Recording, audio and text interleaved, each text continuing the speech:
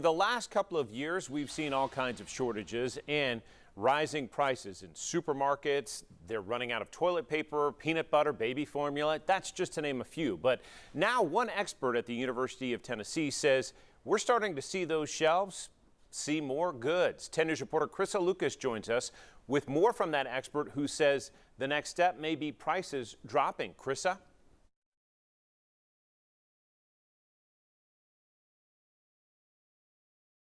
For the last couple of years, many people lived in fear of running out of stuff. Everyone, remembers last Christmas when we didn't think anything was going to be on the shelf. UT Assistant Professor of Supply Chain Management, Lance Saunders, says because of the shortages, people often stocked up. Stores did the same thing. And so we had a lot of people that bought a lot of things last year, consumer goods, and that ended up being that retailers ordered a whole bunch of inventory. Then Saunders says everyone figured out that things are arriving, and that high demand slowed down. So now, put that in conjunction with a lot of the other things that are happening in the world with inflation and people fearing a recession, and all of that ends up with a lot of inventory in stores.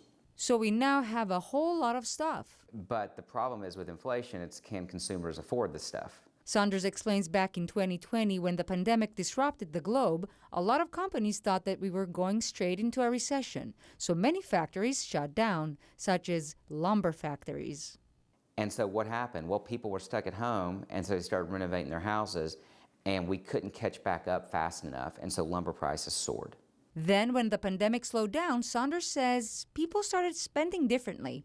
Combined with inflation, businesses now have more inventory in the shelves. I think what you're seeing is the inflation slowing down.